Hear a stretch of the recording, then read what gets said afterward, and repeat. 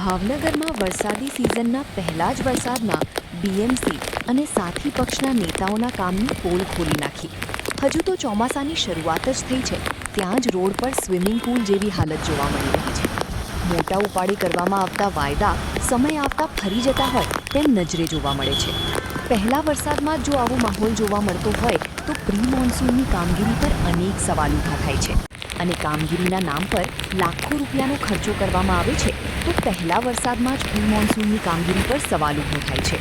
સ્થાનિક રહેવાસીઓને વરસાદ સમયે સમસ્યાનો સામનો કરવો પડે છે.